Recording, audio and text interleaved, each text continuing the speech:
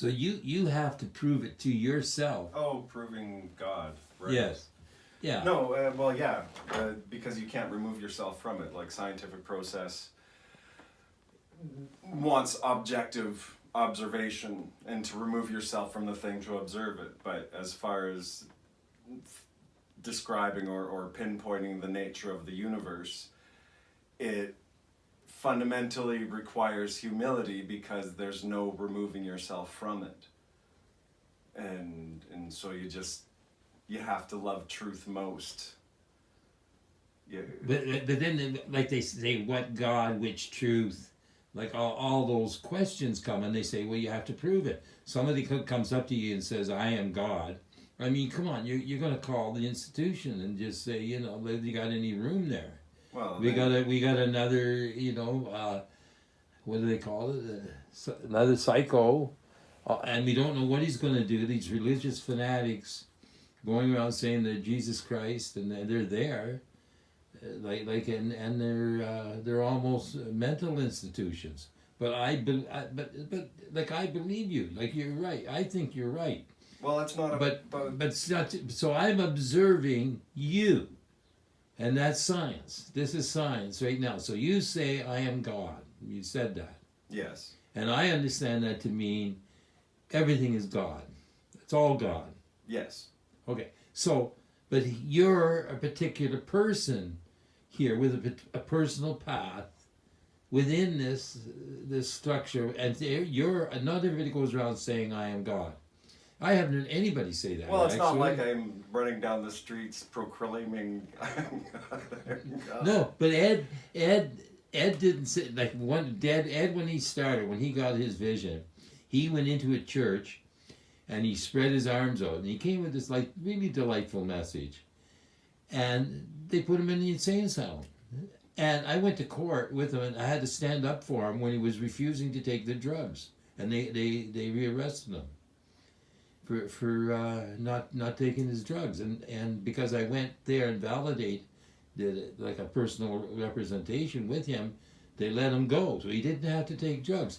But here you are. Not, I don't like saying claiming because it sounds like stupid. I'm an accusation. I don't mean it that way.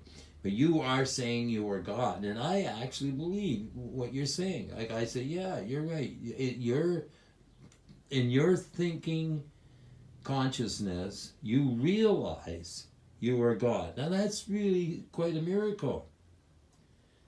Like here in my mist, say, you know, God didn't come through a bush. He didn't come through this, you know, spaceship from the sky. It came from you. And then I says, if you're God, why would you create such a fucked up mess like the world we're living in, which is based in delusion and nobody understands, and every time you send a message out, it gets crucified. I mean, it's one fuck of a path to walk. The one I walk on, but I believe you. You see, like, I understand what you mean when you say I am God. Like, it's like, but nobody does that. Well, you just point out that no leaf falls randomly. Yeah, and I'm special. Yes, you are. That was a great poster, man. That was a really good poster. Like, I really enjoyed that. Okay, that's proof enough for me, David. So now that's science. You see, I observed it. And then that's what they always say.